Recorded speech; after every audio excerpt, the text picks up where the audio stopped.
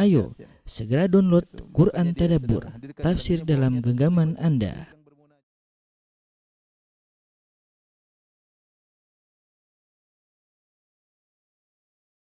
Bismillahirrahmanirrahim. Assalamualaikum warahmatullahi wabarakatuh. Alhamdulillahi ala ihsanih wa syukru lahu ala taufiqihi wa amtinanih. Wa asyhadu an la ilaha illallah wahdahu la syarika lahu ta'ziman li sya'nih. Wa asyhadu anna Muhammadan abduhu wa rasuluhu da'ila ridwanih. Allahumma salli alaihi wa ala alihi wa ashabihi wa ikhwanih. Para ikhwan dan akhwat yang dirahmati Allah Subhanahu wa taala, para jamaah majelis taklim sebaris ya yang dimuliakan oleh Allah Subhanahu wa taala. Insyaallah pada kesempatan kali ini kita akan bahas perkara yang sangat penting untuk kita ketahui bersama dan betapa sering kita lalai akan hal ini, yaitu tentang dosa-dosa lisan. Tentang dosa-dosa lisan. Terutama di zaman sekarang ini yang di mana banyak hal yang memancing kita untuk berbicara ya. Banyak sekali hal yang memancing kita untuk berbicara. Misalnya urusan politik ya. Karena berbicara tentang politik adalah perkara yang menyenangkan dan sering kita berkomentar tentang politik tanpa ada dalil, tanpa ada bayinah, hanya sekedar dengar-dengar, hanya sekedar ikut-ikutan, hanya latah, kemudian kita berkomentar. Terkadang kita membangun al-wala' wal bara', kebencian, kasih sayang di atas politik tersebut, yang semua tulisan kita, catatan kita, omongan kita akan dihisab oleh Allah pada hari kiamat ya. Kemudian di antara hal juga yang mengundang kita untuk banyak berbicara, misalnya urusan selebriti, artis ini, artis anu ya, dan macam-macam. Banyak orang berkomentar kejadian ini, kejadian anu ya. Kemudian juga tidak kalah menarik untuk berbicara tentang masalah untuk komentar adalah masalah agama ya. Dengan adanya medsos banyak sekali perkara-perkara agama yang dibicarakan, sehingga terkadang seorang berbicara dengan kebenaran dan sering berbicara dengan kebatilan, dan ini semua adalah termasuk dari dosa-dosa lisan. Ikhwan dan akhwat yang dirahmati Allah Subhanahu wa taala, sungguhnya lisan ya adalah nikmat ya. Kata Allah Subhanahu wa taala, alam naj'al lahu 'ainain wa lisanan wa syafatain. Bukankah kami telah menjadikan bagi dia dua mata, wa lisanan wa syafatain, dan kami berikan baginya lisan dan dua bibir ya. Di antara nikmat yang Allah ingatkan adalah tentang nikmat lisan dan bibir ya, sehingga nikmat untuk berbicara ya. Oleh karenanya kalau nikmat ini kita gunakan dengan sebaik-baiknya, maka lisan ini sangat mudah mengantarkan orang ke dalam surga Allah Subhanahu wa taala. Namun jika ternyata tidak digunakan pada tempatnya, maka lisan ini sangat mudah mengantarkan orang ke dalam neraka jahanam. Makanya disebut dengan dzatu haddain, itu lisan adalah memiliki dua mata ya. Ya, bisa mengantarkan kepada kebaikan, bisa mengantarkan kepada keburukan. Oleh karenanya banyak dalil menunjukkan lisan mengantarkan kepada kebaikan, seperti orang yang menjaga lisan, kata Nabi sallallahu alaihi wasallam, man yadman li ma baina lahyaihi wa fakhidhaihi atman lahul jannah. Barang siapa yang menjamin apa yang di antara dua rahangnya, yaitu lisannya, dan menjamin apa yang di antara dua pahanya, itu kemaluannya, aku jamin baginya surga.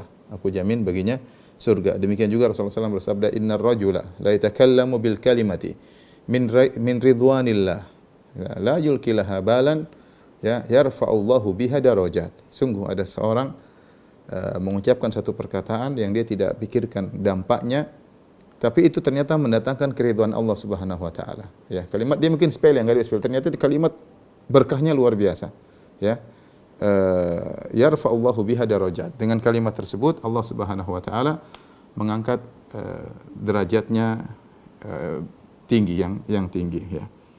Kemudian juga Rasulullah SAW bersabda, al-muslim man salimal muslimuna min lisanihi wa yadihi ya. Seorang muslim yang baik, yang sejati adalah di mana orang-orang Islam yang lain selamat dari keburukan lisannya. Jadi kalau dia bisa jaga lisan, maka dia akan mudah masuk surga. Bukankah lisan dengan lisan kita baca Al-Qur'an, dengan lisan kita berdakwah, dengan lisan kita beramar ma'ruf nahi mungkar ya. Dengan lisan kita kalimatut thayyibah, kata-kata yang menyenangkan, dengan lisan kita menyenangkan hati orang tua, menyenangkan hati kawan-kawan ya. Banyak ya. Banyak yang bisa kita lakukan dengan lisan. Kalau seorang menggunakannya dengan baik, maka itu sangat ladang pahala besar baginya. Sebaliknya jika tidak digunakan dengan baik, tidak pada tempatnya, maka sangat berbahaya ya. Makanya ketika Muadz bin Jabal berkata kepada Nabi sallallahu alaihi wasallam, "Inna lamu'akhadzuna bima natakallamu bih." Ya Rasulullah, apakah kita akan disiksa, diadab di neraka gara-gara apa yang kita ucapkan? Kata Rasulullah SAW, "Thaqilatka ummuk, ya, fahal yakubun nas fin nari ala manakhirihim aw ala wujuhim illa hasaidu alsinatihim." Wahai Muadz, ya, bukankah yang menyebabkan manusia terjerumus dalam neraka jahanam, digeret di atas wajah mereka, ya, di atas hidung-hidung mereka, kecuali akibat lisan-lisan mereka. Ya, ini isyarat bahwasanya sebab menyebabkan orang masuk neraka jahanam banyak gara-gara lisannya, ya. Demikian juga Nabi sallallahu alaihi wasallam mengatakan, "Aktsaru ma yudkhilul an-nasa an-nara al-ajwafan." Dua perkara yang paling banyak masukkan orang dalam neraka jahanam, di antaranya adalah dua hal, yaitu dua lubang, yaitu lubang kemaluan sama lubang mulut, ya. Ini membuat orang banyak masukkan mereka dalam neraka jahanam. Kemudian juga Rasulullah SAW bersabda, "Inna rajula la yatakallamu bil kalimati." Sungguh seorang berucap dengan satu kata, dengan satu kalimat, ya, min sakhatillah, yang ternyata kalimat tersebut mendatangkan kemurkaan Allah. La yulqilaha balan, dia tidak peduli, dianggap biasa-biasa aja. Ternyata dampak buruknya sangat besar, ya. Yahwi biha fi jahannam. Dengan satu kalimat tersebut dia pun terjerumus dalam neraka jahannam, ya. Maka seorang berusaha untuk menjaga lisannya, jangan terpancing dengan hal-hal yang membuat dia mudah untuk berkomentar. Secara umum dosa lisan ada dua. Secara umum dosa lisan ada dua, afatul lisan ada dua, yaitu al-kalam bil batil huwa sukut anil batil. Yang pertama adalah berbicara dengan dosa atau berbicara dengan kebatilan. Yang kedua adalah mendiamkan kebatilan. Secara umum dosa lisan ada dua sebabnya. Yang pertama berbicara dengan kebatilan, yang kedua mendiamkan kebatilan, ya. Ada satu kebatilan dia diam saja, ya. Satunya dikatakan syaitan yatakallam, syaitan natik, yang disebut syaitan akhras. Yang satunya yang berbicara dengan kebatilan disebut setan yang berbicara. Yang mendiamkan kebatilan, membiarkan aja, yang penting dia selamat, dia tidak yang penting dia happy, ya. Disebut dengan syaitan akhras, yaitu setan yang bisu. Dua-duanya tercela. Pada kesempatan kali ini kita akan menyebutkan, ya, secara global tentang dosa-dosa yang disebutkan lisan, ya, dan kita akan sebutkan secara singkat saja karena tidak mungkin kita bahas seluruhnya secara detail, ya. Tujuan saya pada kesempatan hari ini adalah membahas secara singkat, ya. Karena kalau kita mau bahas maka satu persatu butuh pengajian sendiri, ya. Satu persatu butuh pengajian. Tapi tujuan kita adalah agar ada gambaran global bagi kita, agar kita tahu apa sih dosa-dosa lisan, agar kita bisa menghindar darinya, ya. Baik, saya akan tuliskan di papan tulis, tolong diperhatikan.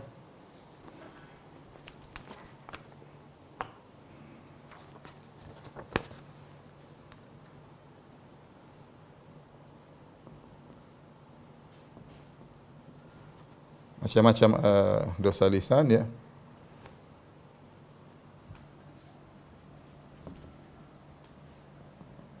Yang berkaitan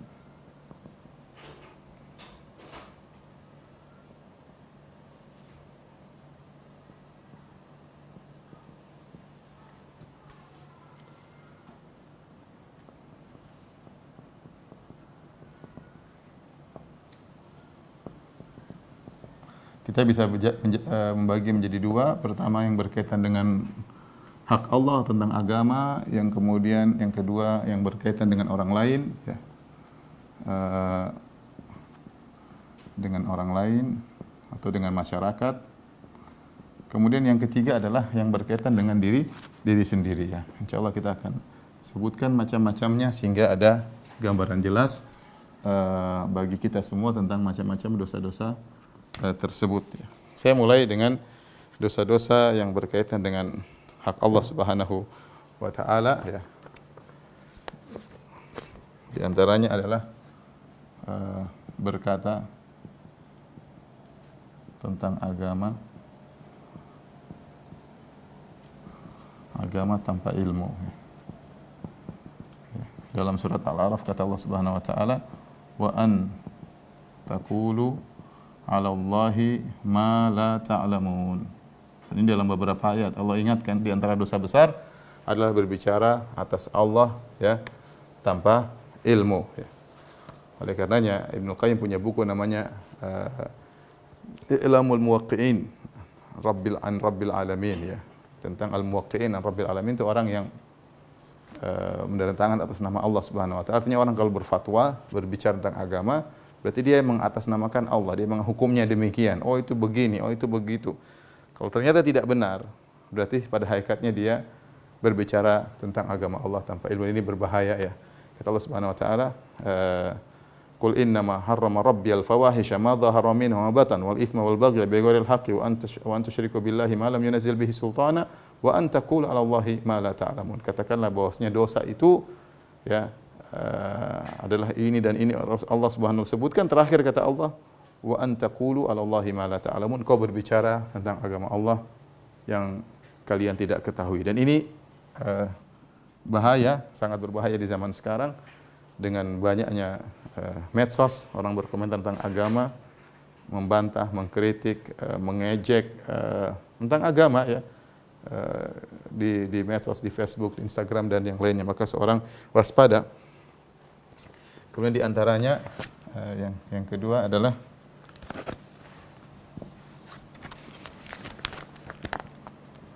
berdusta atas nama Nabi sallallahu alaihi wasallam. Kata Nabi sallallahu alaihi wasallam, "Man kadzaba alayya muta'ammidan falyatabawwa maq'adahu minan nar." Barang siapa sengaja berdusta atas namaku, maka siapkanlah tempat duduknya atau kaplingnya di neraka jahanam. Kata Rasulullah SAW, al-kadzib alayya laisa kal-kadzib ala ahad. Atau kama qala Nabi sallallahu alaihi wasallam, berdosa atas namaku tidak sama seperti dusta atas nama orang lain. Kalau kita dusta atas nama orang lain, enggak ada kaitannya dengan agama, ya. Dusta selesai. Tapi kalau kita bilang Nabi bilang begini, Nabi bilang ternyata tidak benar, orang yang dengar menganggap itu agama. Sehingga dia meyakini, dia mengamalkan. Makanya dusta atas nama Nabi termasuk dosa besar, ya. Dosa besar. Maka Nabi mengatakan siapkanlah kaplingnya di neraka, ya. Kata Ibnu Hajar, falyatabawwa, maka seakan-akan tidak ada kapling yang lain. Ini cuma di neraka saja. Ini menunjukkan dia akan lama di azab di neraka jahanam. Meskipun dia tidak kafir, ya. Kalau dia ternyata tidak terjerumus dalam kekufuran, tapi ini dosa sangat besar sehingga membuat dia bisa bertahan lama di neraka jahanam. Makanya saya ingat kepada ikhwan-ikhwan, hati-hati kalau ada hadis-hadis, ya, palsu, maka tidak boleh disebarin, ya. Kecuali dalam rangka dijelaskan. Dan banyak sekarang hadis-hadis palsu tersebar. Ya banyak, entah mereka tahu atau tidak tahu. Kalau mereka tidak tahu, mudah-mudahan dimaafkan oleh Allah Subhanahu wa taala. Kita yang tahu, kita harus ingatkan. Seperti talabul ilmi, utlubul ilma walau bisin, menuntut ilmu meskipun sampai negeri Cina, misalnya. Ini hadis palsu. Contohnya ikhtilafu ummati rahmah, ikhtilaf umatku adalah rahmat, hadis palsu juga, la aslalahu. Kemudian misalnya tentang hadis Nur Muhammad, ya, bahwasanya Allah sebelum Allah menciptakan langit dan bumi, Allah ciptakan cahaya Nabi Muhammad SAW. Demikian juga Rasulullah SAW katanya, Allah berkata, laulaka ma khalaqtul aflaq, wahai Muhammad, kalau bukan karena engkau, maka aku tidak menciptakan alam semesta. Contohnya lagi, hubbul watani minal iman, cinta negeri adalah bagian daripada iman. Ini semua lafal-lafal tidak boleh kita sandarkan kepada Nabi SAW. Tidak boleh kita mengatakan Nabi bersabda demikian, ya. Oleh karenanya hadis palsu banyak, makanya Al-Imam Ibnu Jauzi menulis bukunya Al-Mawdu'at, hadis-hadis maudhu', ya. Karena para perawi banyak mendusta, ya. Ada perawi untuk berdusta untuk mendukung mazhabnya, seperti perawi-perawi Syiah yang mendukung mazhabnya, dan banyak. Oleh karena seorang waspada, tidak semua dikatakan dari Nabi kemudian ikut disebarkan. Khawatir kita ikut menyebarkan kedustaan, dan ini bahaya lisan, ya, dan bahaya tulisan juga, ya. Kemudian berikutnya yang sudah kita bahas dalam kitab tauhid, misalnya, ya, bersumpah dengan selain Allah, ya. Kata Nabi sallallahu alaihi wasallam, man halafa bi ghairillah faqad asyrak, barang saya bersumpah dengan nama selain Allah maka dia telah berbuat syirik. Misalnya dia mengatakan wal Ka'bah, demi Ka'bah, atau dia mengatakan wan Nabi, demi Muhammad sallallahu alaihi wasallam. Saya sering dengar orang berkata demi Allah, demi Nabi. Ya, ini juga adalah kesyirikan. Enggak boleh bersumpah dengan nama selain Allah. Barang siapa bersumpah dengan nama Allah selain Allah, maka dia telah berbuat kesyirikan. Ya. Misalnya mencela zaman. Kata Nabi SAW, la tasubud dahar. Jangan kalian mencela zaman, ya, karena zaman tidak pantas dicela. Yang dicela adalah penghuni zaman, ya, adalah penghuni zaman. Zaman cuma tempat waktu bergulirnya perbuatan manusia. Barang siapa mencela zaman, sungguhnya secara tidak langsung dia mencela Allah, karena Allah yang menciptakan zaman, dan zaman tersebut tidak bisa berbuat apa-apa. Dia cuma waktu untuk bergulir. Dia cuma waktu untuk bergulir, ya. Bergulirnya kejadian-kejadian. Dicela adalah pelaku zaman tersebut, ya. Sebagaimana perkataan Imam Syafi'i bahwasanya wa ma li zamani aibun siwana, ya. Tidak ada bagi zaman aib kecuali kita yang menjalankan dalam zaman tersebut. Karena orang mencela zaman seakan-akan dia mencela Allah Subhanahu wa taala. Kemudian di antaranya juga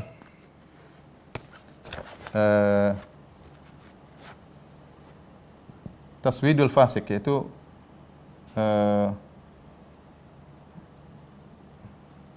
menyebut, ya, atau orang munafik, ya, sebagai sayyid, pemimpin, orang baik, ya. Enggak boleh, ya. Enggak boleh kita berkata kepada orang munafik sayyid. Nabi melarang hal tersebut. Ini pemimpin, ini kita, jadi orang munafik, ya. Karena kalau tidak benar, maka Allah akan murka kepada orang yang mengagung-agungkan orang munafik, ya. Maka seorang waspada. Kata Nabi SAW, la taqulu lil munafik sayyid, fa innahu iyyaku sayyidan faqad askhattum, ya. Ya, jangan kalian mengatakan kepada askhattumullah, jangan kalian katakan orang munafik sayyid, karena itu mendatangkan murka bagi Allah Subhanahu wa taala. Contohnya lagi mengatakan, ya, masya Allah wa syi'ta, ya. Masya Allah wa syi'ta, ya. Karena kehendak Allah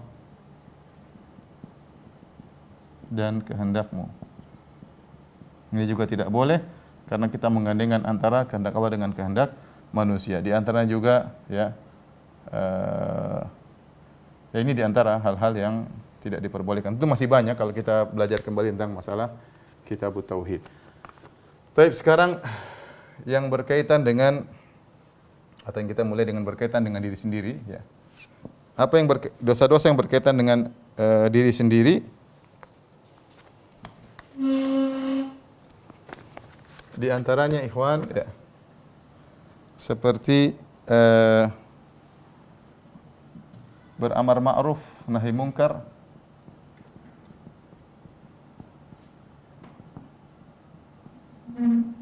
namun tidak mengerjakan sendiri. Dalam satu hadis, ya, kata Nabi SAW, yuja'u birrajuli yaumal qiyamah fayulqa finnar. Seseorang didatangkan pada hari kiamat, kemudian dilemparkan dalam neraka jahanam. Fatandaliku aktabuhu, kemudian ususnya keluar. Tandalik itu usus keluar dengan tiba-tiba dari duburnya, keluar, ususnya keluar, ya. Kemudian fayaduru, ya, kama yadurul himar birahahu. Kemudian dia pun berputar-putar suatu tempat dengan ususnya tadi, seperti keledai yang berputar-putar, ya, ketika menggiling biji-bijian, ya, dengan alat putaran tersebut. Dia mutar, seperti itu dia di neraka jahanam. Fayajtami'u alaihi ahlun nar, maka orang penghuni neraka pun ngumpul melihat dia. Mereka kenal orang ini dai dulu, ya, suka memberi nasihat, suka memberi pengarahan lewat ceramah, lewat tulisan, lewat Facebook, nasihat-nasihat di status-status yang indah, ya, punya channel-channel dakwah. Orang kenal dia. Maka mereka mengatakan, "Masya'nuka ya fulan? Ada apa dengan kau wahai fulan? Alasta ta'muruna bil ma'ruf wa tanhana 'anil munkar?" Bukankah engkau dahulu yang telah menyuruh kami untuk berbuat kebaikan? Bukankah kau dahulu yang telah melarang kami dari perbuatan kemungkaran? Maka dia mengatakan, benar. Kuntu amurukum bil ma'ruf wa la ati wa anhaakum 'anil munkar wa ati. Saya dulu di dunia menyuruh kalian untuk berbuat kebajikan, namun saya sendiri tidak melakukannya. Saya dulu di dunia melarang kalian dari kemungkaran, saya sendiri melanggarnya. Dan ini peringatan keras bagi orang-orang yang hobi menasihati, ya. Hendaknya dia berusaha melaksanakan apa yang dia ucapkan. Ya, maka sering dikatakan bahwasanya nasihat yang kita tulis di status atau yang kita share, yang paling utama adalah untuk diri kita sendiri sebelum yang lainnya. Ya. Seorang berusaha. Ya. Kalau dia sudah berusaha, ternyata dia terjerumus dalam kesalahan, dia istighfar kepada Allah Subhanahu wa taala. Tapi setiap dia sebarin, setiap dia melanggar terus, maka ini berbahaya bagi diri sendiri. Beramar ma'ruf nahi munkar bisa membuat orang berada di tingkat yang tinggi di surga dan bisa menjerumuskan orang dalam neraka jahanam. Hati-hati kepada orang yang hobi-hobi berdakwah seperti saya dan yang lainnya. Hati-hati kepada orang yang kecimur dalam bidang dakwah, ya. Dan juga jangan sampai kita seperti perkataan Nabi sallallahu alaihi wasallam, man tashabba, ya.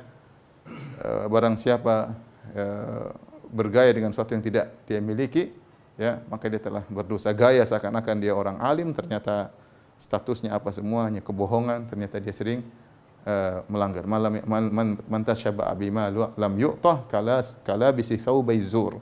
Barang siapa bergaya dengan apa yang tidak dia miliki, seakan-akan dia memakai dua pakaian kedosaan. Maka hati-hati beramal nahi munkar, tapi kalau tidak dikerjakan bahaya, ya. Kemudian di antaranya membeberkan rahasia ranjang. Ya. Kata Nabi sallallahu alaihi wasallam, "Inna syarran nasi yaumal qiyamah ar-rajul alladhi yufdhi ila imra'atihi wa tufdhi ilaihi thumma yanshuru sirraha." Di antara kata Nabi sallallahu alaihi wasallam, orang buruk pada hari kiamat kelak, paling buruk kedudukannya pada hari kiamat kelak adalah seorang laki yang mendatangi istrinya, itu digauli, ya, hubungan ranjang, dan istrinya juga mendatanginya. Kemudian dia pun menceritakan rahasia istrinya kepada orang lain. Cerita, oh, saya kalau berhubungan sama istri saya begini-begini. Oh, saya kalau istri pertama begini, istri kedua begini, ya. Begini cerita, oh saya kalau ini tidak boleh, ya. Ini dosa besar. Dosa besar. Seorang itu rahasia antara dia dengan istrinya, itu amanah, tidak boleh dia bongkar, ya, tentang amanah istrinya, tentang kehidupan ranjangnya, tidak boleh diceritakan kepada siapapun. Perempuan demikian juga. Ini hadis berkaitan laki-laki dan perempuan. Perempuan tidak boleh, oh suami saya kalau diranjang begini, ya. Kadang mengejek suaminya seperti sebagian orang ribut sama suaminya, kemudian dia mulai cerita, oh suami saya parah kalau diranjang. Ini gimana seperti ini? Perkara yang memalukan, kemudian dibongkar-bongkar aib keluarga. Ini dosa besar, bukan dosa kecil. Dosa besar. Bisa kita bayangkan betapa banyak orang terjerumus dalam hal ini. Kadang-kadang mungkin ibu-ibu kumpul-kumpul di antara mereka cerita tentang suami mereka. Tidak boleh, masalah ranjang tidak boleh. Ya, masalah ranjang sudah aib suaminya. Baik itu perkara baik maupun perkara buruk, tidak boleh cerita tentang masalah ranjang, tentang suaminya. Ini hal dosa besar. Kita bisa bayangkan kalau ini saja tidak boleh, sekedar cerita, apalagi kemudian dia memvideokan, kemudian dia masukkan dalam medsos atau tersebar, dosanya lebih besar lagi. Yang sekedar cerita saja nggak boleh, apalagi kemudian dia sebarkan. Ini juga dalil bahwasanya orang yang melihat juga tidak boleh. Orang yang melihat misalnya, karena yang bercerita dia melakukan dosa besar. Nah, kita melihat orang berhubungan juga tidak boleh, hukumnya tidak boleh. Ini berkaitan dengan amanah yang kita ingin lihat. Maka hati-hati seorang kadang-kadang ceritanya sekedar untuk buka pembicaraan agar pembicaraan bisa hidup, kemudian dia cerita rahasia suaminya, cerita rahasia istrinya, maka ini hukumnya haram. Ya. Kemudian berikutnya di antara dosa yang berkaitan sendiri, membongkar aib sendiri.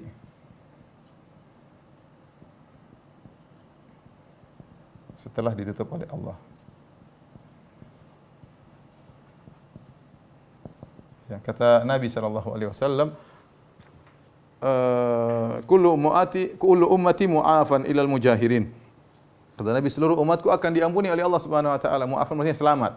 Dan selamat itu kelazimannya adalah diampunkan. Mu'afat dari al-afiyah itu selamat, ya. Tapi al-afiyah mengandung al-afu, yaitu diampunkan oleh Allah Subhanahu wa taala. Selamat maksudnya selamat dari neraka dan diampuni oleh Allah Subhanahu wa taala. Illal mujahirin, kecuali orang-orang yang menampakkan. Maksudnya menampakkan di antara makna menampakkan yang terbetik dalam benak kita, yaitu dia bermaksiat terang-terangan. Minum khamar, kemudian dia videokan, dia sebarin, kemudian dia berzina, dia diskotik, kemudian dia nampakkan, dia peluk-peluk cewek, kemudian dia foto, dia videokan, disebarin, dia bangga dengan hal tersebut. dia terang-terangan ya, kemudian buka aurat di panggung, nyanyi-nyanyi sana sini, main film, ya, main sinetron dengan terbuka aurat. Ini mujahirin, orang yang menampakkan kemaksiatan terang-terangan tidak malu-malu. Cium-ciuman dengan ini. Ya. Tapi di antara satu bentuk mujaharah yaitu menampakkan, yaitu seorang yang bermaksiat di malam hari, ya, dan faqad yasturu alaihi, Allah telah menutup aibnya, fayusbihu, kemudian di pagi hari dia bercerita kepada orang lain. Dia malam bermaksiat, entah dia melakukan apa, entah dia melihat apa yang haram, entah dia berhubungan dengan wanita haram, entah dia berhubungan laki-laki yang ada hubungan yang tidak benar, entah dia minum khamr, entah dia apa, entah dia narkoba, entah dia apa. Kemudian Allah sudah tutup aibnya, besok pagi dia ketemu dengan orang-orang tidak ada yang tahu aibnya, yang tahu cuma Allah Subhanahu wa taala. Kemudian dia cerita. Ini tidak boleh. Ini tidak diampuni oleh Allah Subhanahu wa taala. Karena Allah sudah tutup aibnya, dia cerita. Ya. Dia cerita. Maka seorang hati-hati, ya. Cerita saja, kita bercerita tentang dosa kita dalam rangka sedih, menyesal, itu tidak boleh, apalagi dengan membanggakan. Kita cerita saja, aduh qadarullah tadi malam saya begini, aduh saya menyesal banget. Enggak boleh.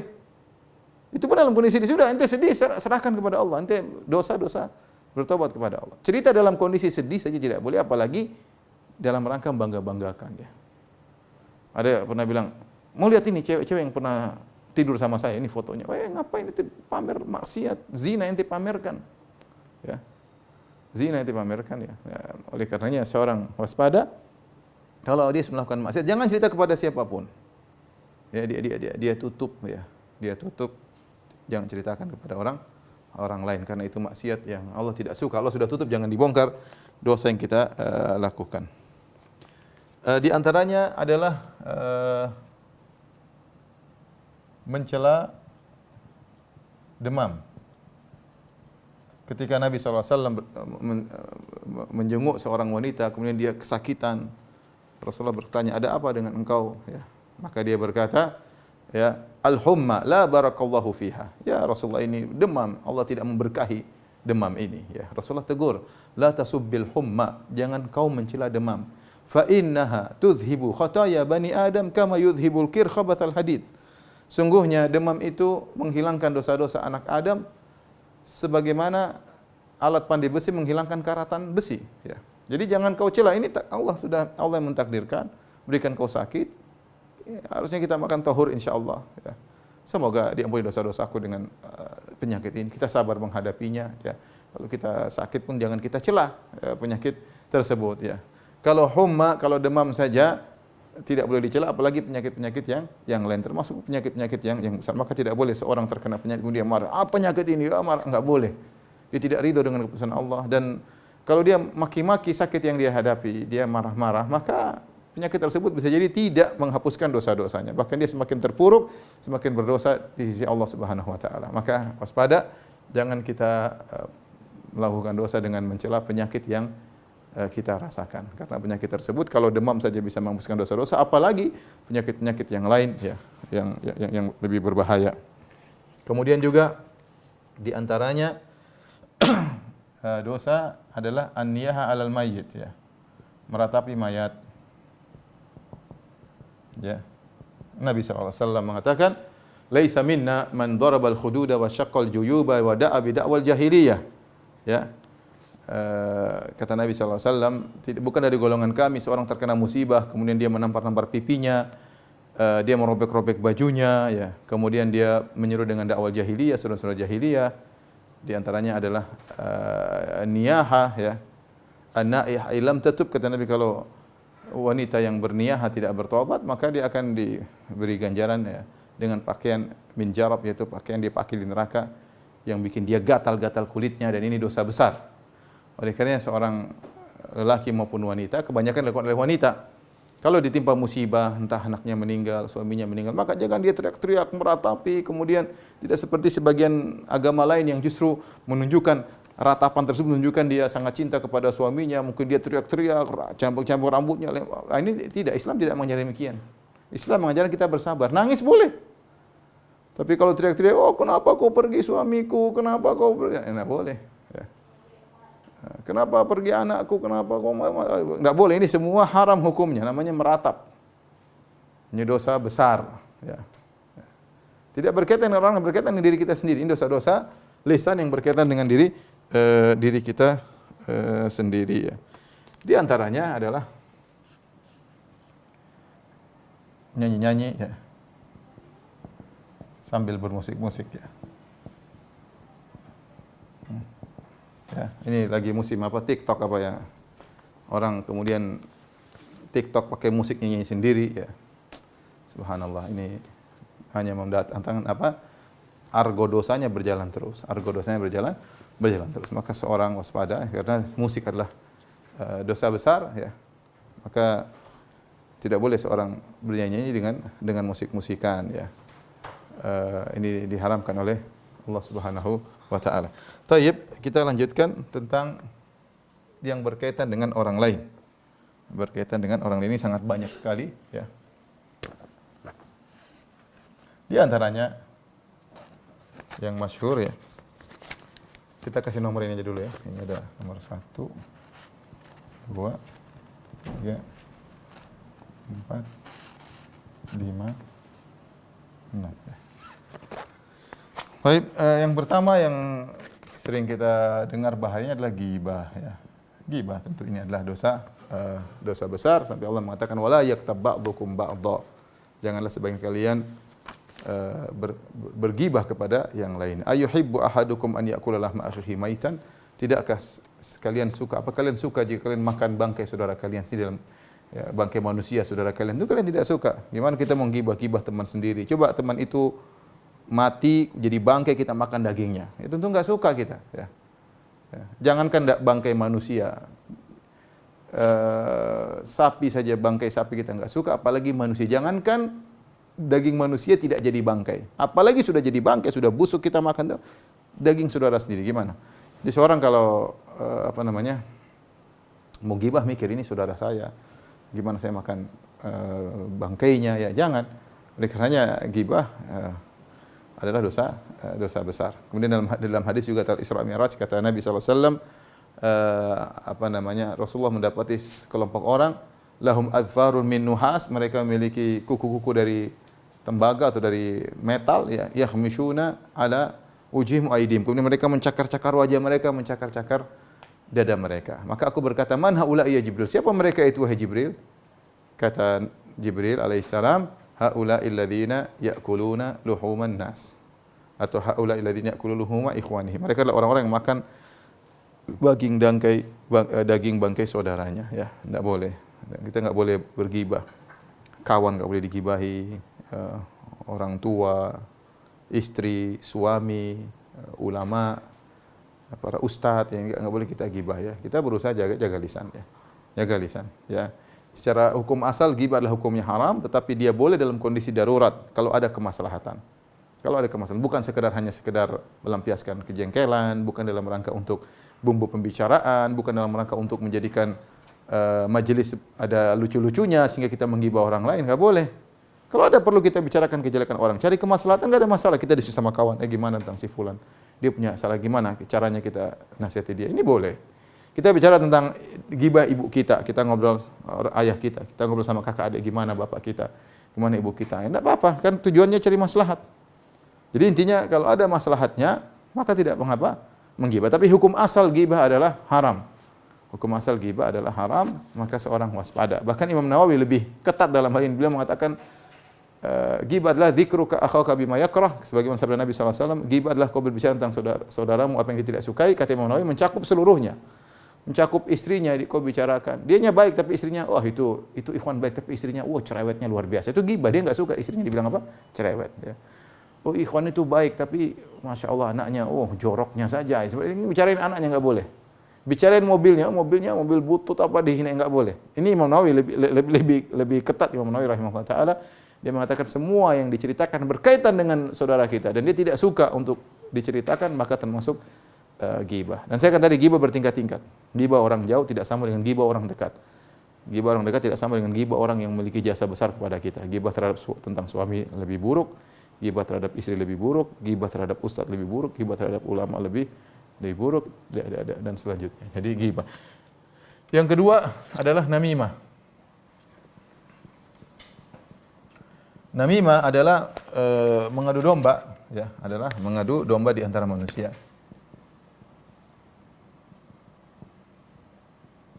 Ya, kata Allah Subhanahu wa taala, hammazim masya'in binamim.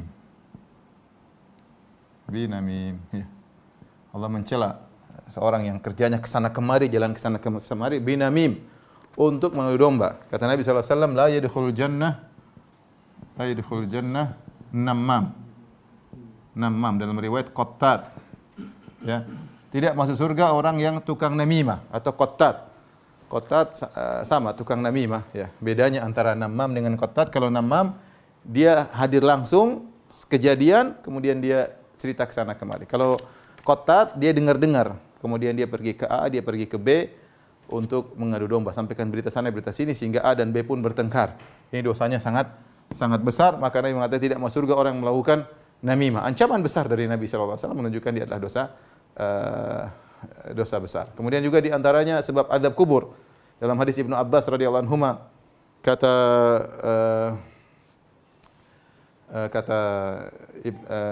Ibnu Abbas, marra Nabi sallallahu alaihi wasallam bi kubrain, Rasulullah SAW melewati dua kuburan, faqala innahuma la yu'adzabani, dua penghuni kuburan sedang diazab.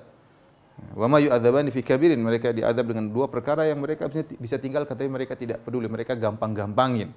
Amma ahaduhuma, adapun salah satunya diazab kenapa? Fa kana yamshi bin namimah, dia suka jalan ke sana kemari ngadu domba. Ke sana ketemu lagi bikin ribut. Pokoknya kalau ketemu orang ini nanti ribut dua orang, ya. Makanya dikatakan oleh seorang ulama bahwasanya namimah merusak dalam waktu yang sebentar apa yang tidak bisa dirusak oleh penyihir selama setahun. Orang yang namam, suka namimah, dia bisa merusak kebaikan atau jalinan kasih sayang di antara dua kelompok atau di antara dua orang hanya sebentar. Mungkin dia bikin namimah sejam, 2 jam atau seminggu, 2 minggu. Sebentar, sejam dia bisa bikin namimah, ngomong sana ngomong sini. Kemudian keduanya pun saling membenci luar biasa, bermusuh-musuhan yang tidak bisa dilakukan oleh penyihir meskipun setahun. Dampaknya luar biasa namimah, ya. Jadi kita sebutkan bahwasanya namimah menyebabkan azab kubur. Dalam sebagian riwayat kata Ibnu Hajar rahimahullah taala bahwasanya di antara azab kubur adalah ghibah. Sebagian riwayat disebutkan namimah, sebagian riwayat disebutkan ghibah menyebab azab kubur. Terus bagaimana hubungan antara namimah dengan ghibah? Ya, Ibnu Hajar rahimahullah menjelaskan kaitan namimah dan ghibah.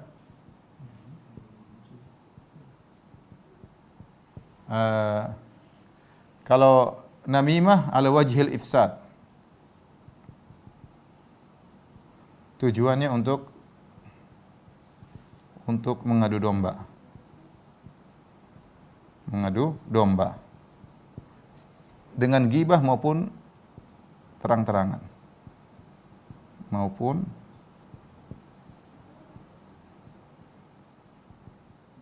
jadi bisa jadi orang berghibah, kalau ghibah sekaligus tujuannya mengadu domba, itu namanya namimah. Ya.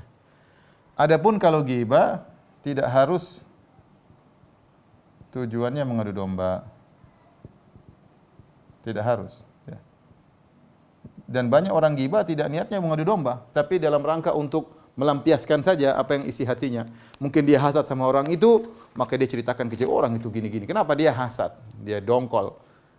Skala bersaing, maka dia jatuhin orang itu tersebut, misalnya. Atau tadi karena bumbu pembicaraan, supaya asik berbicara, tahu enggak si fulan, apalagi ibu-ibu, gimana si fulan, tahu enggak ummu fulan, cerita, oh itu gini-gini, oh suaminya gini, oh anaknya gini, supaya enak aja kita daripada nongkrong diam-diam, enggak ada pembicaraan, mending kita bergibah ria, karena gibah adalah lezat. Makanya majelis yang paling lezat itu majelis gibah, ya. Karena maksiat itu lezat, khamar lezat, zina enaknya kayak apa, minum apa lagi, gibah juga lezat, musik juga enak, semuanya enak. Ini semua kenikmatan, kelezatan, di antaranya nikmat gibah. Makanya acara TV yang paling disenangi acara gibah. Selebriti gibah, apalagi gibah selebriti, Masya Allah, penontonnya luar biasa ibu-ibu, ya. Ya. Kenapa? Karena memang gibah itu lezat. Jadi kalau namimah bisa jadi gibah, bisa jadi bukan. Karena kalau gibah kan orang yang tidak ada, bisa jadi enggak, bisa jadi langsung di depan ngomong pada dia, ya. Tetapi intinya untuk mengadu domba. Kalau gibah tujuannya tidak harus mengadu domba. Gibah yang tujuannya mengadu domba berarti dosa gibah plus namimah. Gibah plus namimah. Taib, di antara dosa yang berkaitan dengan orang lain adalah dzul wajhain. Pemilik dua wajah. Kalau istilah kita apa? Munafik ya. Tapi bukan, sebenarnya dia dzul wajhain. Kata Nabi SAW, ya bermuka dua ya. Bukan depan belakang mukanya. Tapi tadi dia ngomong sini begitu, ngomong sana begini. Dalam hadis kata Rasulullah, inna syarran nasi yaumal qiyamah man ya'ti haula'i biwajhin wa haula'i biwajhin, yaitu orang buruk pada hari kiamat kelak adalah orang yang mendatangi satu kaum dengan wajah tertentu, datang kepada yang lain dengan wajah yang lain pula, ya. Jadi ngomong sama gini ngomongnya A, ngomong sama sini ngomongnya B, wah repot. Ini dosa. Ngomongnya dengan ngomong sana ngomongnya lain lagi, dosa. Orang bingung ini gimana nih? Dzul wajhain, memiliki dua wajah ya. Mungkin ada yang 4 wajah, bukan cuma 2 ya. Sana beda, sini beda, sana beda, sini beda. Ini termasuk dosa besar. Dan Ibnu Hajar mengatakan bisa jadi dia termasuk dari namimah. Bisa jadi salah satu bentuk dari namimah. Ya, dia pergi ke A, seakan-akan dia musuhi B. Begitu dia ke B, seakan-akan dia musuhi A. Ya. Dia begitu ya. Jadi 2 wajah ya, dia lakukan semuanya dalam rangka untuk mengadu domba atau yang lainnya ya. Tercela seorang mukmin tegas, jangan dia pelin-pelan, dia ngomong yang benar ya. Ngomong yang benar ya. Saya ngomong A ya. Jangan sana ngomong A, sini ngomong B, ketemu lagi ngomong C. Ini dosa, tidak diperbolehkan, bohong dia ya. Dan ini tidak diperbolehkan. Taib, dan dia bisa jadi termasuk dalam namimah. Kemudian dosa berikutnya, dan ini panjang, al-kadzib. Dusta, ini modelnya banyak ya. Modelnya banyak. Kita akan sebut satu persatu ya. Di antaranya saksi palsu. Bersaksi palsu ya. Kemudian di antaranya pura-pura bermimpi, pura-pura mimpi sesuatu padahal tidak benar. Kemudian di antaranya adalah menyebarkan isu dusta.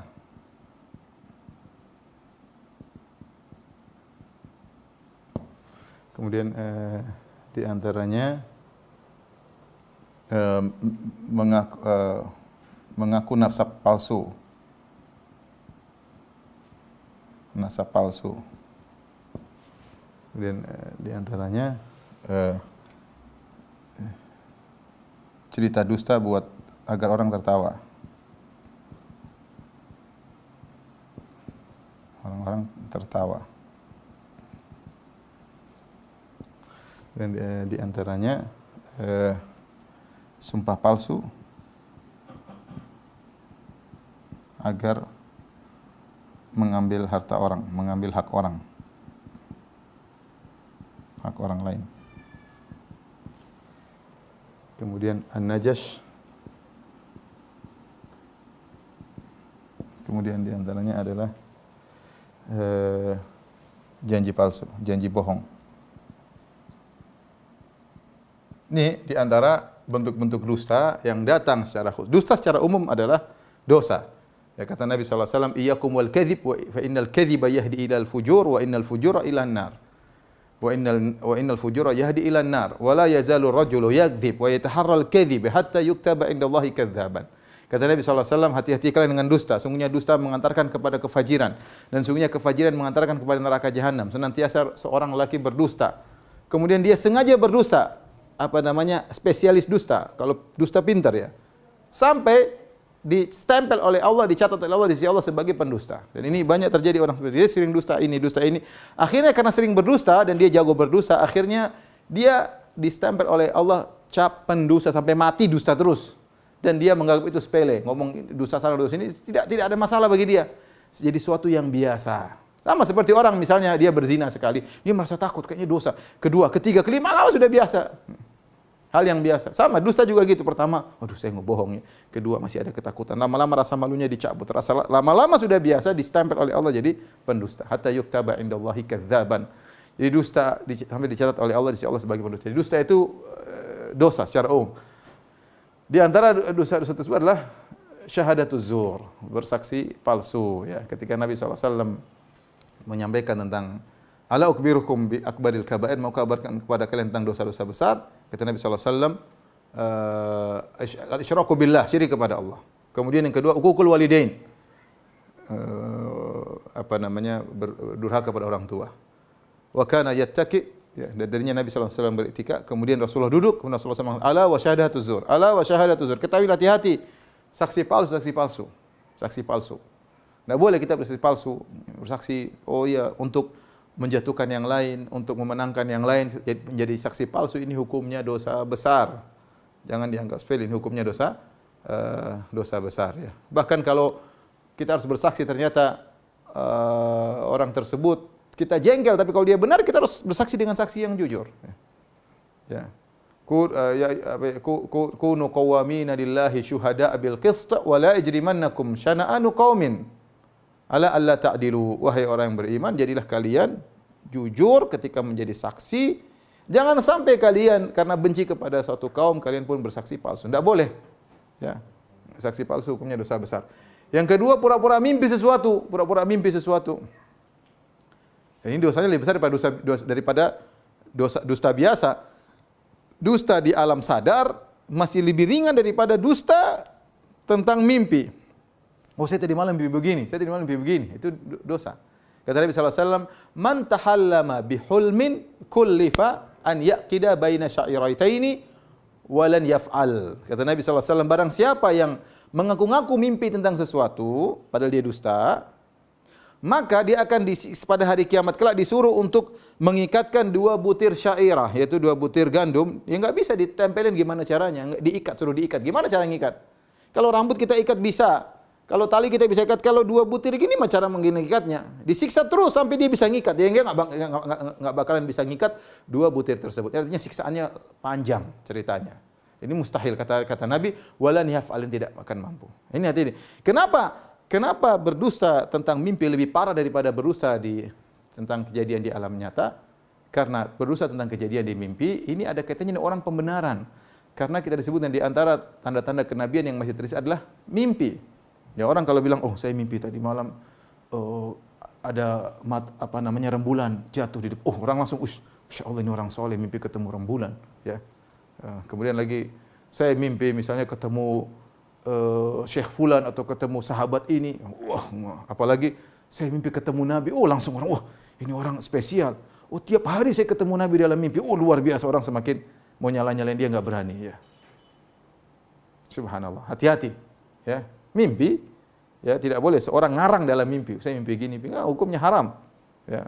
Bahkan lebih parah kata para ulama, daripada dia ngomong, tadi saya di Bandung saya ketemu ini.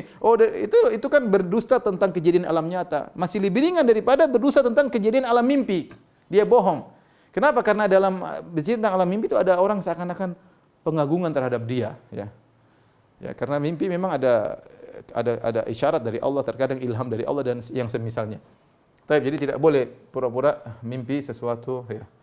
Kemudian di antaranya menyebarkan isu dusta dalam hadis yang masyhur tentang orang-orang diadab dalam alam barzakh. Di antaranya seorang yang mulutnya dirobek sampai ke belakang, kemudian setelah dipindahin mulut kiri dirobek dengan besi, robek sampai ke lehernya, setelah itu dipindahin sembuh lagi, terus sampai hari kiamat dia disiksa dalam barzakh.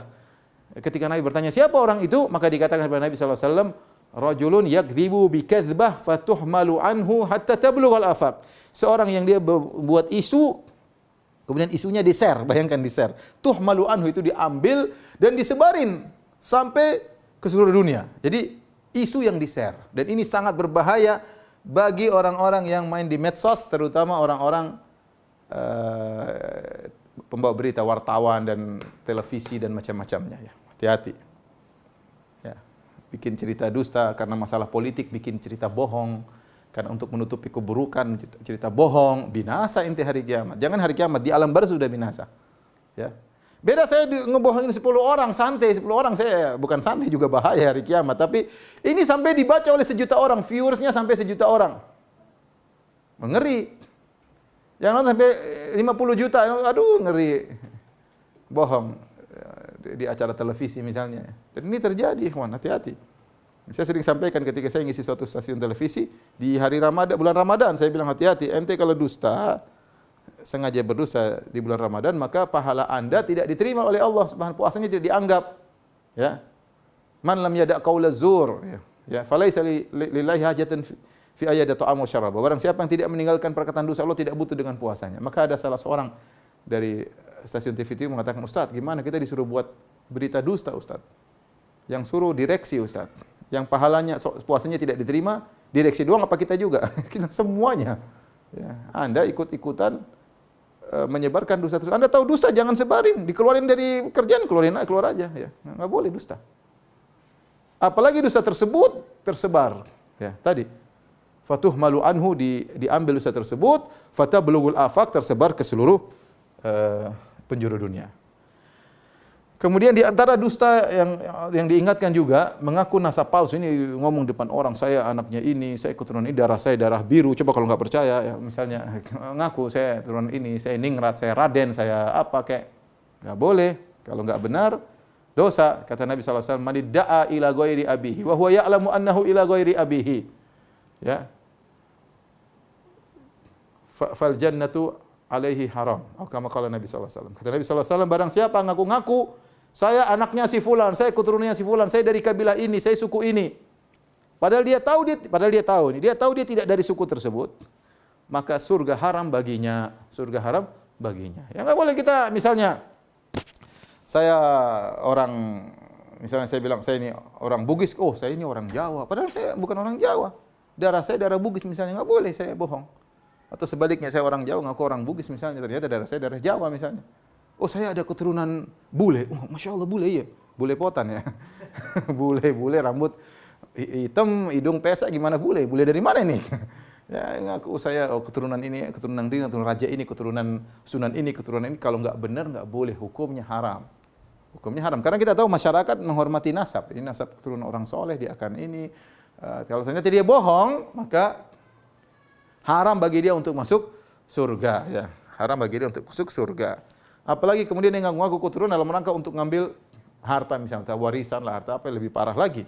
Ngaku saja keturunan orang yang bukan bapaknya, maka hukumnya haram. Apalagi setelah itu ada hal-hal yang haram lagi selain itu, seperti ngambil harta warisan dan yang lainnya. Di antaranya berdusta untuk menyenangkan orang lain, membuat orang lain tertawa. Ini tidak boleh. Kata Nabi SAW, "Wailun lilladzi yuhadditsu." Ya. "Liyudhika bihil qaum fayakdzibu. Wailun lahu thumma wailun lahu." Kata Nabi SAW, celaka. Neraka wail atau celaka bagi orang yang dia ngomong untuk membuat orang lain tertawa, maka dia dusta. Celaka baginya. Jadi tidak boleh kita kemudian bohong. Oh, tadi di sana ada begini. Kita ngarang cerita, orang tertawa. Kita ngarang cerita tentang kita dengan teman kita supaya orang tertawa. Enggak boleh bohong. Apalagi itu dijadikan saran untuk dakwah. Kita bohong sana, bohong sini. Oh, saya kemarin ke sana, ternyata bohong. Orang tertawa. Orang senang. Tidak boleh. Bukan dakwah saja kalau kita bohong-bohong, tidak boleh. Apalagi kita jadikan sebagai sarana dakwah, maka hukumnya haram. Karena Nabi sampai mengatakan celaka 3 kali. Wailun lahu, thumma wailun lahu. Celaka 3 kali. Jadi hukumnya haram. Maka seorang tidak boleh sengaja berdusta untuk menyenangkan orang lain, untuk membuat orang lain tertawa. Dan ini menunjukkan buruknya dusta. Dusta saja untuk membuat orang senang tidak boleh, apalagi dusta dalam rangka untuk mendolimi orang lain. Ya. Kemudian antaranya sumpah palsu agar mengambil hak orang lain. Ketika Rasulullah SAW mengatakan tentang, ditanyakan, mal kabair, ya Rasulullah, apa itu dosa-dosa besar? Rasulullah SAW mengatakan, isyrak billah, syirik kepada Allah, hukukul walidain, dosa kepada orang tua. Kemudian kata Nabi SAW, al-yaminul ghamus. Al-yamin, sumpah al-ghamus artinya yang tenggelam. Kenapa disebut dengan al-yaminul ghamus?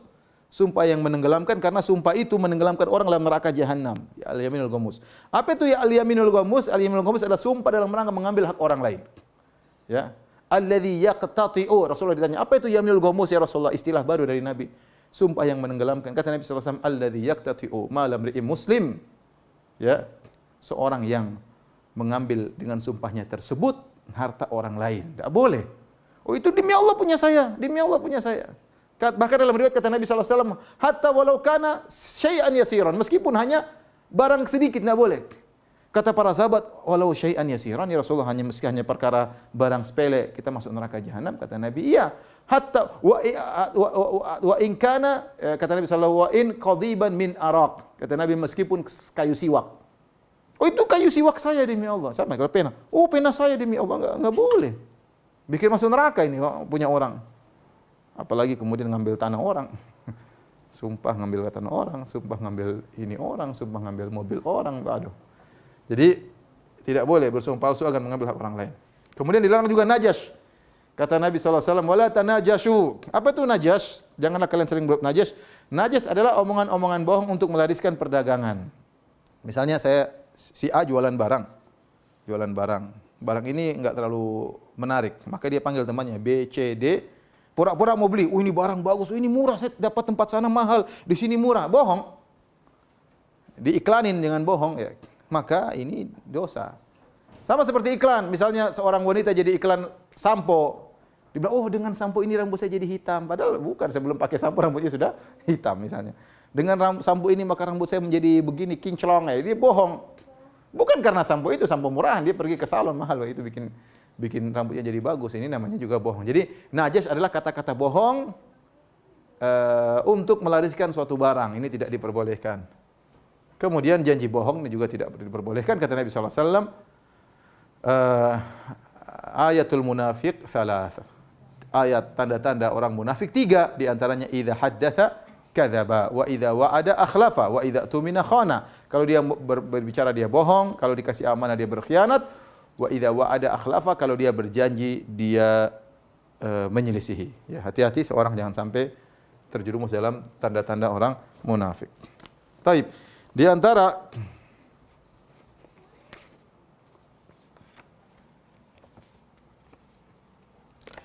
dosa yang berkaitan dengan orang lain juga berkaitan dengan mulut adalah al-qadhf.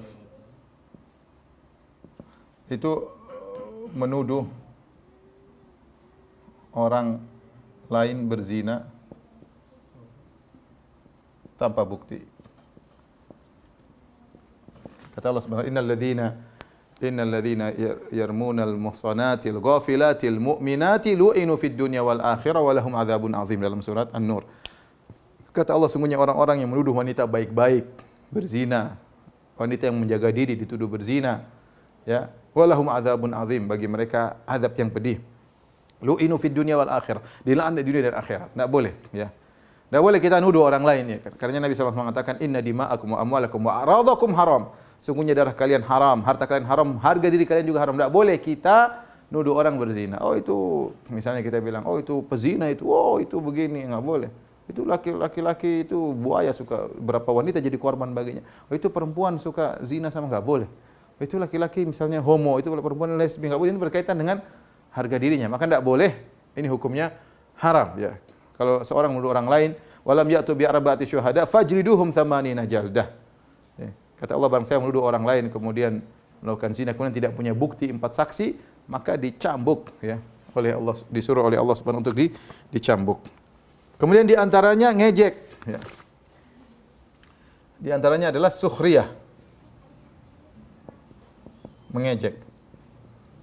Ya akhi, tidak boleh kita mengejek, ya akhi. Mengejek itu enggak baik, ya. Kalau kita pun ada berselisih dengan orang, kita jelaskan secara baik. Tidak perlu kita mengejek-ejek, tidak perlu kita merendahkan. Kita bicara ilmiah saja. Ya. Jangan sampai kita gara-gara berbeda dengan kita, kemudian akhirnya kita ngejek-ngejek di luar hal yang kita ingin menghadapi kebatilan dengan kebatilan juga tidak boleh. Ya. Kata Allah Subhanahu Wa Taala, ya ayyuhalladzina amanu la yaskhar qaumun min qaumin asa an yakunu khairan minhum wala nisa'un min nisa'in asa an yakunna khairan minhun. Wahai orang beriman, janganlah sebagian lelaki kaum mengejek lelaki yang lain. Jangan sebagian wanita mengejek wanita yang lain. Bisa jadi yang diejek lebih baik daripada yang mengejek. Dan kenyataannya demikian. Kebanyakan yang diejek lebih bagus daripada yang mengejek. Kenapa kata para ulama? Karena yang mengejek biasanya ada keangkuhan dan ada kesombongan. Dan kesombongan sebesar dzarrah pun Allah tidak suka. La yadkhul jannata man kana fi qalbihi mithqalu dzarratin min kibr. Tidak masuk surga orang dalam hatinya ada kesombongan sebesar dzarrah. Dan biasanya itulah yang membuat dia mengejek, merendahkan, ya. Ya, enggak boleh. Ya. Biasbimir minasy syarri an yakhira akhul muslim. Cukup seorang dikatakan buruk jika dia merendahkan saudaranya sama muslim. Maka jangan sampai kita terjun dalam mengejek, apalagi dengan gelaran-gelaran, lakop-lakop yang tidak benar. Kalau kita diberi lakop biarin aja. Jangan kita balas dengan lakop-lakop yang tidak benar, lakop-lakop yang mengejek. Sudah enggak usahlah kita dituduh, ya sudahlah. Ya. Sabar ya. Jangan sampai kita balas dengan ejekan-ejekan yang tidak benar.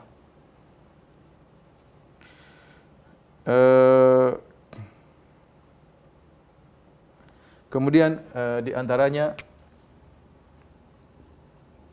berdebat di atas kebatilan. Ini di antara dosa berkaitan dengan lisan. Kata Nabi sallallahu alaihi wasallam, "Inna abghadar rijali ila Allah al-aladul khasim." Kata Nabi, sungguhnya orang yang paling dibenci oleh Allah di antaranya al-aladul khasim, itu suka berdebat di atas kebatilan. Sudah tahu salah, ngeyel, lari sana lari sini, dia sudah. Ente kalau salah ya sudah ngaku salah. Tapi terus mempertahankan kebatilan dengan perdebatan, dan ini benci sekali sama Allah Subhanahu wa taala. Hati-hati. Ya. Ini banyak orang udah masuk dalam medan perdebatan. Kita ngomong A, dia fokus lari ke B, lari ngomong B, lari ke C. Ente ngapain seperti itu? Kalau ya sudah, tapi demikian karena kesombongan, keangkuhan, tidak mau kalah di depan umum misalnya. Ya sudah, kalau tidak mau kalah di depan umum enggak usah debat. Enggak usah debat. Jangan kita, kalau kita salah, ada yang tegur kita meskipun musuh kita bilang salah, kita bilang salah, ya saya salah. Dalam hal ini saya salah. Jangan kita membela kesalahan karena dibenci oleh Allah Subhanahu wa taala. Bahkan dosa ya. Inna abghadar rijali ila Allah al-aladul al-khasim. Kata Nabi SAW, orang yang paling dibenci oleh Allah adalah yang keras kepala, ngeyel dalam kesalahan. Ya, hati-hati kita, jangan sampai kita itu ngeyel itu. Kalau dicap ngeyel itu bisa jadi termasuk ini, hati-hati. Sampai orang ngecap kita itu si ngeyel. Waduh.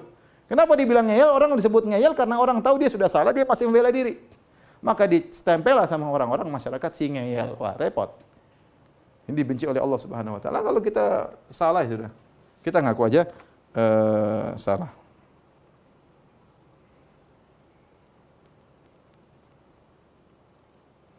Di antaranya kata para ulama juga adalah memuji berlebihan. Memuji orang lain berlebihan. Ini enggak boleh juga. Apalagi dalam rangka cari muka, enggak boleh ya. Sampai Rasulullah SAW menegur seorang, Rasulullah mengatakan, "Qata'tum dhahar rajul, kau telah mematahkan tulang punggung orang tersebut." Kenapa dengan pujian-pujianmu? Kata Rasulullah SAW, "Idza ra'aitumul maddahin fahdhu ala wajhi turab." Kalau lihat orang tukang muji, lemparkan pasir di wajahnya. Kenapa pujian-pujian itu kalau berlebihan buat orang akhirnya riya, buat orang ujub. Dia tadinya sudah ikhlas jadi hancur gara-gara pujianmu. Dia tadinya sudah tawadhu jadi sombong, angkuh gara-gara pujianmu. Ini banyak penjilat-penjilat seperti ini. Oh, semuanya gurunya lah, bosnya lah dia jilatin dia, sehingga seakan-akan gurunya tidak pernah salah. Ini hati-hati sebenarnya, orang terpedaya gara-gara murid-muridnya yang brengsek, orang terpedaya gara-gara pengikutnya yang penjilat seluruhnya, mencari keuntungan di baliknya. Maka enggak boleh.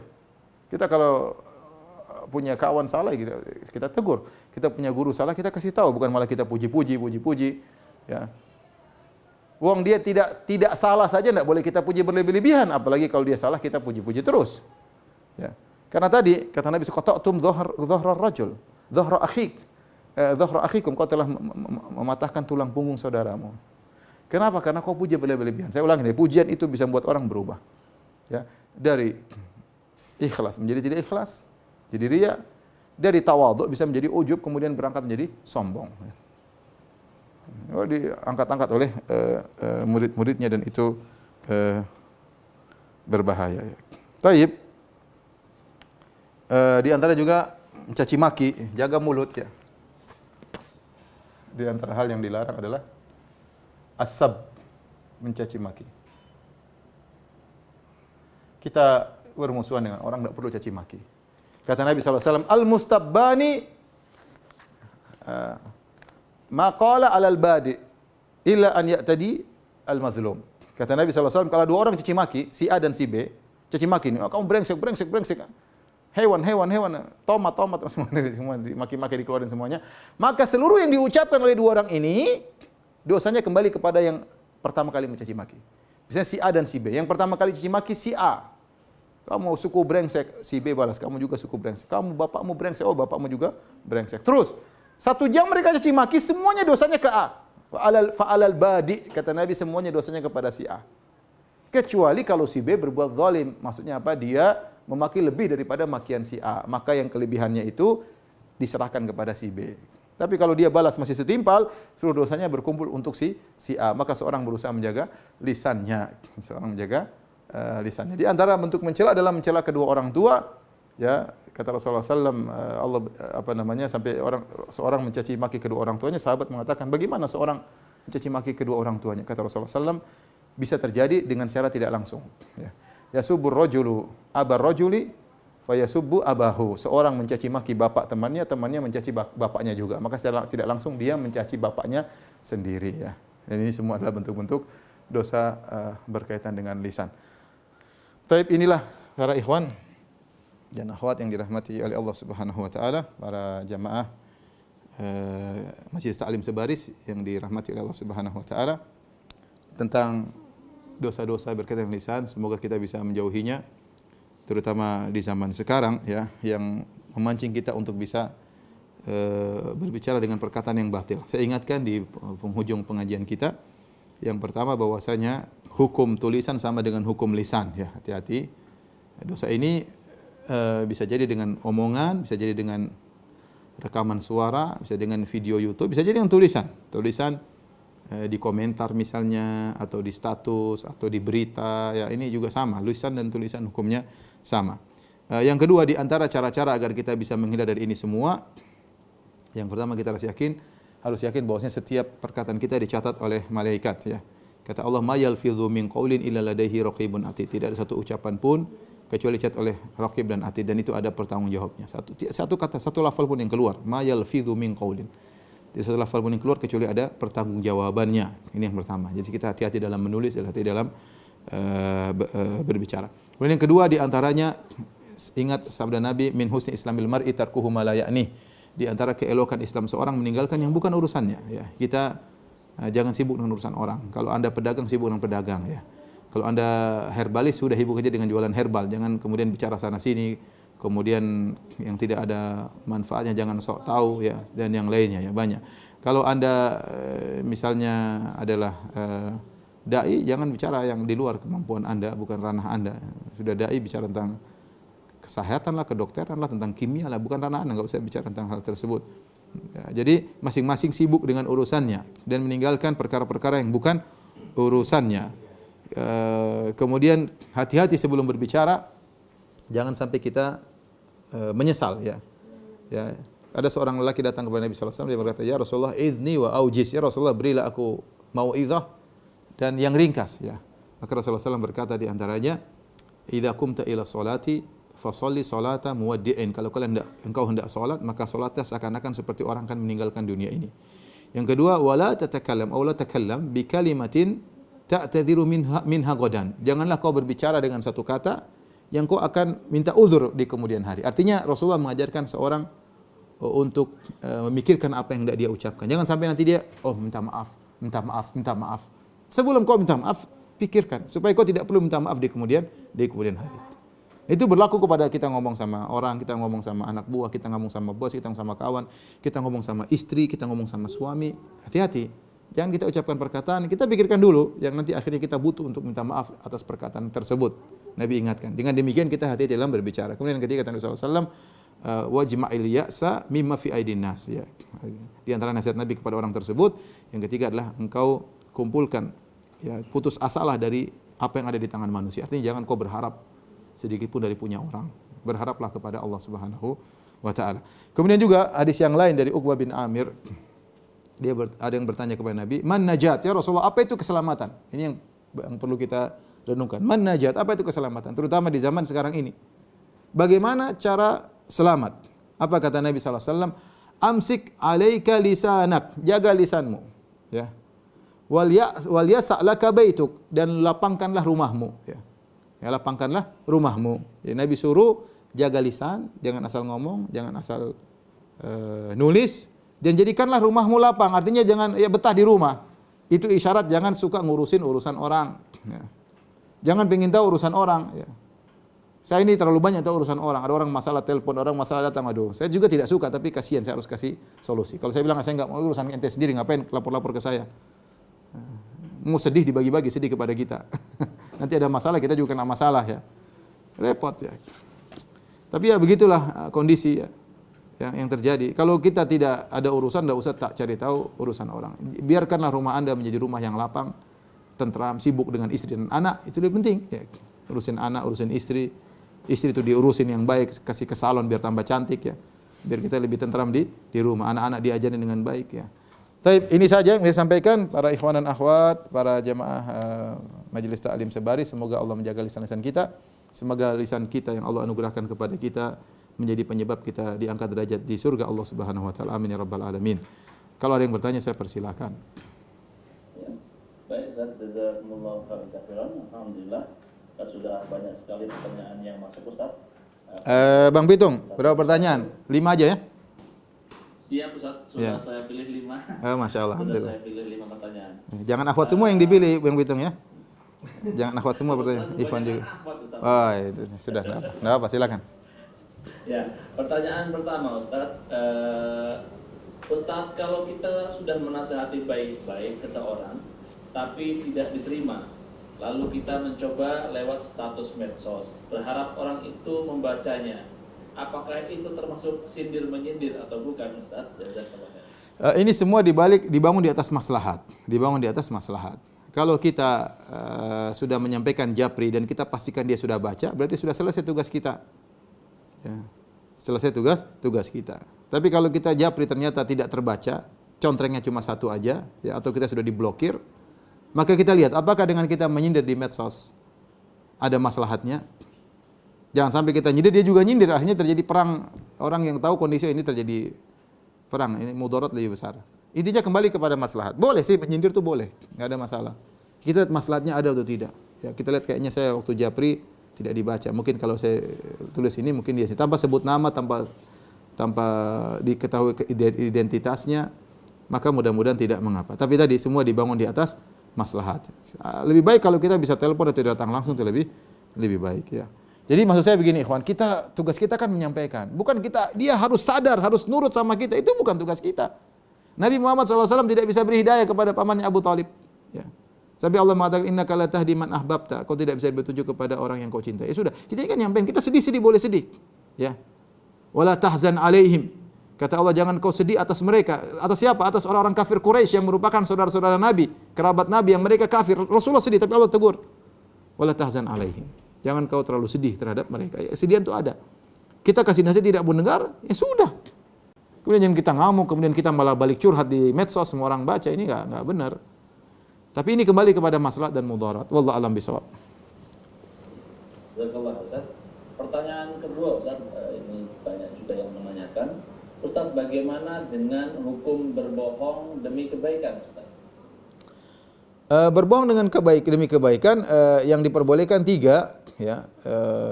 La yahilul kadhibu illa fi thalath. Tidak boleh dusta kecuali 3. Pertama, fil harb, dusta dalam peperangan boleh, seperti menunjukkan seakan-akan kita kuat ternyata tidak. Seakan-akan kita berangkat menuju ke timur ternyata kita pergi ke barat misalnya. Ya, ini namanya dusta dalam peperangan ya. Atau kita menunjukkan kita seakan-akan lemah ternyata kita kuat. Ini boleh-boleh saja dalam peperangan ya. Yang kedua adalah hadis rajul ila zaujati wa idzal mar'a ila zaujiha. Seorang berbohong antara suami dan istri dan suaminya. Dan bohong di sini dimaksud adalah bohong untuk menumbuhkan kasih sayang. Bukan bohong untuk menggugurkan hak istri atau hak suami, tidak boleh. Tapi bohong yang dalam rangka untuk menimbulkan kasih sayang. Misalnya masalah makanan, Masya Allah istriku makananmu enak, kayak misalnya, ini boleh ya. Ya, ini apa namanya? Boleh seperti ini. Ini boleh yang bohong yang diperbolehkan. Istriku Masya Allah hari ini kau kelihatan cantik. Memang selama ini tidak cantik mas? Oh enggak, biasanya juga cantik. Cuma ini cantiknya lebih daripada biasanya, Masya Allah ya. Misalnya istri tanya, Mas saya sama dia cantikan mana? Antum harus pintar jawab itu. Antum bilang cantikan kamu dong sayang. Kalau lagi lampu mati. Karena kalau kita bilang lebih cantik dia pasti marah. Dia pasti marah. Ini boleh apa namanya? Bohong yang diperbolehkan. Ini suami istri. Sama istri juga muji suami. Masya Allah mas, kamu sabar sekali mas. Aku tidak pernah menemukan suami seperti engkau. Masya Allah ya. Dan macam-macam lah. Ini boleh suami istri. Tapi kalau bohong untuk menjatuhkan hak istri, apalagi kalau orang poligami, kemudian bohong sana, bohong sini, hidupnya di atas kebohongan, ini hati-hati. Yang ketiga adalah bohong untuk mendamaikan islah. Kita si A dan si B bertengkar, kemudian kita datang ke si A, kita bilang, Masya Allah tadi si B muji kamu. Padahal enggak. Tadi si B doain kamu. Ya. Padahal si B doanya umum. Allah maghfiril muslimin. Ya Allah ampuni kaum muslimin. Dia termasuk orang Islam di dalam doa tersebut. Ya. Tapi intinya ini boleh, bohong-bohong seperti ini boleh. Adapun bohong dalam segala hal, enggak boleh. Rasulullah batasi pada 3 perkara tersebut. Ya. Wallahu a'lam bishawab. Ya. Baik, ada lagi yang bertanya? Pertanyaan ketiga Ustaz, tadi dari Goa sudah ada, terus dari Bone juga sudah ada, ini sekarang dari Bekasi Ustaz. Masya Allah, tetangga dong, tetangga. Iya. Ustaz, apabila kita bercerita atau curhat kepada seorang sahabat mengenai perlakuan saudaranya, kakak, adik atau suami yang membuatnya sakit hati dengan tujuan untuk meminta saran dan melegakan hati, apakah ini juga termasuk dosa lisan, Ustaz? Tadi, kalau ada maslahatnya, maka tidak boleh kita cerita sama semua orang. Kita tidak boleh, namanya, apa kata Nabi Ya'qub, innama ashku bathi wa huzni ila Allah. Aku mengadukan al-bath dan huzni, kesedihanku. Al-bath itu kesedihan yang berat, yang ingin dilontarkan, tapi dia mengadukan kepada Allah. Apa kita boleh curhat kepada orang? Boleh kita curhat kepada orang yang tidak semua orang, setiap orang kita curhat, semua datang ketemu ini enggak benar, namanya kita bongkar rahasia dan ini aib keluarga. Tapi kalau kita curhat kepada orang yang teman dekat, yang kita anggap dia bisa kasih saran kepada kita, apa yang kita lakukan, ya. Kita punya teman misalnya ada 5, kita pilih di antara 5 ini, siapa yang kira-kira siap mendengar curhatan kita pertama. Nah, tidak semua orang mau dengar. Siapa yang di antara 5 orang ini yang amanah, kalau kita cerita dia tidak ngomong kemana-mana. Siapa di antara 5 orang ini yang mampu untuk meringankan dengan memberi solusi apa yang harus saya lakukan dengan musibah yang saya alami. Kalau itu boleh, maka tidak ada masalah. Dalam rangka untuk mencari solusi. Ya. Tapi tadi dia harus pilih-pilih, tidak semua ketemu orang asal ngomong, kemudian dia ceritakan curhatannya. Wallahu a'lam bishawab. Ini pertanyaan keempat ya, Ustaz ya? Ya. Pertanyaan keempat. 2 dari terakhir. Ya. Belum, Ustaz, masih ada satu lagi. Iya. Ustaz izin bertanya, kalau kita mempunyai lisan, selalu cenderung berbicara kasar dan kotor karena kesal hati. Bagaimana solusinya Ustaz? Karena anak kadang-kadang suka begitu, mohon nasihat. Saya kasih saran seperti saya pernah baca dalam sebuah buku, ente bernazar. Kalau saya ngomongin orang, saya bersedekah 200.000. Ini sekedar untuk apa? Kalau ente orang kaya 1 juta, ente kaya lagi 100 juta. Kalau saya bersedekah ente ternyata triliuner, ya udah. Kalau saya gibahin orang, saya sedekah 100 juta. Dengan begitu kita selalu ragu-ragu mau gibah, waduh ini saya sedekah lagi. Apalagi kalau ente pelit, susah lah untuk. Jadi mungkin di antara hal, mungkin ini sekedar cara yang kalau saya ini saya akan bersedekah, kalau saya gini saya akan puasa. Ini antara hal yang maksa seorang kalau dia tidak mampu mencegah lisannya, sudah didatangkan ayat dalil tidak mampu, coba dengan cara seperti itu. Mudah-mudahan lisannya bisa dia kendalikan. Nanti kalau sudah sebulan 2 bulan dia sudah biasa insya Allah, maka tidak perlu lagi bernazar. Jadi misalnya dia bilang saya bernazar dalam sebulan. Kalau saya dalam sebulan saya ada gibah, setiap gibah saya harus bayar sekian misalnya. Boleh-boleh saja, ini melatih diri dia untuk apa? Untuk bisa menggekang diri sehingga dia tidak melakukan ini. Ini sekedar tidak dikatakan sunnah ya, tidak, cuma saya pernah baca sebagian ulama ada yang seperti itu sehingga dia bisa menahan dirinya daripada gibah. Wallahu a'lam bishawab. Ya, syukran Ustaz. Pertanyaan terakhir atau yang kelima dari NTB. Pertanyaannya adalah, Ustaz izin bertanya, hidup Ana sangat penuh dengan sumpah palsu. Namun baru sekarang Ana merasa sangat menyesal. Kalau kita ingin bertaubat dari dosa tersebut, apakah kita wajib untuk minta maaf sama orang yang pernah kita sumpahin palsu itu, Ustaz, atau cukup dengan bertaubat saja kepada Allah? Syukran, Ustaz. Yang pertama, bertobat kepada Allah dengan taubat nasuha. Yang kedua, ya mungkin saya tidak bisa mengatakan Anda harus, seharusnya demikian. Setiap Anda pernah sumpah palsu, Anda harus apa? Sampaikan kepada orang tersebut. Seharusnya demikian. Ya. Tapi pelan-pelan ya, satu persatu Anda datangi. Sampai iman Anda kuat, Anda datangi satu persatu. Semaksimal mungkin, semampu mungkin untuk bisa melakukan tersebut. Kalau tidak mampu, serahkan semua kepada Allah Subhanahu Wa Taala ya. Ya. Saya ulangi, pertama bertobat kepada Allah, benar-benar tidak mengulangi. Kedua, sedikit demi sedikit Anda pergi ke si fulan, ingat saya pernah bohongin orang. Si fulan, sampaikan, mohon maaf, saya minta satu persatu, coba pelan-pelan. Ya, semaksimal mungkin. Bisa kalau belum rasa belum kuat nanti tunda dulu sampai iman kuat sampaikan. maaf saya dulu pernah bohongin kamu, apalagi berkaitan dengan hak orang lain. Ini berbahaya ya. Semoga Allah Subhanahu wa taala mengampuni dosa-dosa kita seluruhnya. Kepada sang penanya yang terakhir, semoga diampuni oleh Allah, diangkat derajatnya, dan semoga Allah Subhanahu wa taala menjaga lisan-lisan kita dan menjauhkan kita dari dosa-dosa lisan. Demikian kurang lebihnya saya mohon maaf. Wabillahi taufiq wal hidayah. Assalamualaikum warahmatullahi wabarakatuh.